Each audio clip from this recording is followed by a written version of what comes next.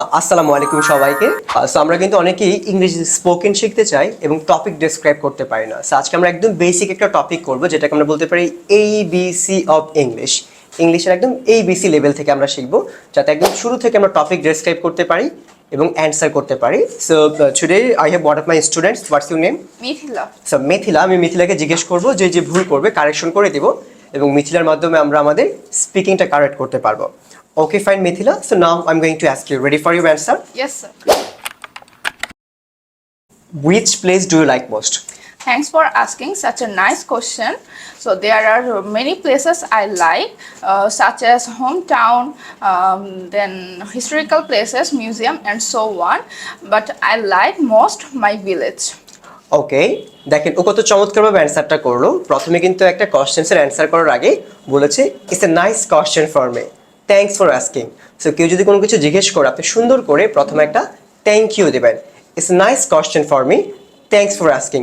এরপরে আমরা ওই কোশ্চেনটা এক্সপ্লেন করব। সো যেমন আমি আমার হোম টাউনটাকে সবচেয়ে বেশি পছন্দ করি। There are many places I like, among them my home town most. এখানে যদি আমি অনেকগুলো বিষয় নিয়ে কথা বলতে চাই, তখন আমরা ইউজ করবো সাচ এস মানে যেমন home town, historical places and museum.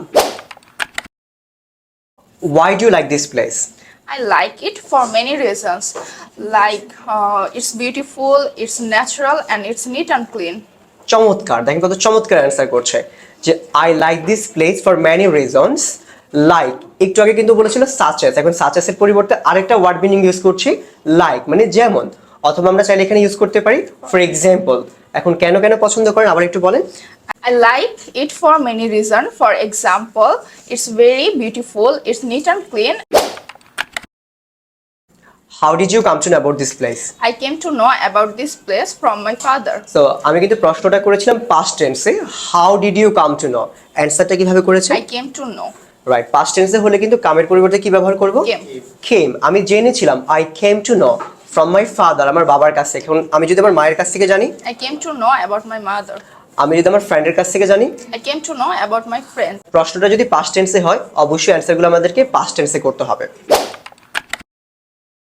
What's your future plan regarding this place? My future plans regarding this place are it will be more modern, people will be more educated, more factories will be built. Awesome. আমি কিন্তু এর আগের প্রশ্নটা past টেন্সে করেছিলাম, ও past টেন্সে answer করেছে। এবার আমি ফিউচারের প্রশ্ন করছি, ও কিন্তু ফিউচারে অ্যান্সার করছে। যেমন উইল বি, কোনো কিছু হবে, তাহলে কি বলবো? Will be. Will be. এই জায়গাটা অনেক বেশি আধুনিক হবে। It will be more modern. মানুষ অনেক শিক্ষিত হবে। People will be more educated. এবং এই জায়গাটায় অনেক বেশি ফ্যাক্টরিজ তৈরি হবে। More factories will be built. Future tense answer করছে। তাহলে এই একটা টপিকের মাধ্যমে দেখেন আমরা কত চমৎকারভাবে শিখে ফেলছি প্রেজেন্ট, পাস্ট অ্যান্ড ফিউচার, তিনটা টেন্সে কিন্তু শিখে ফেলছে।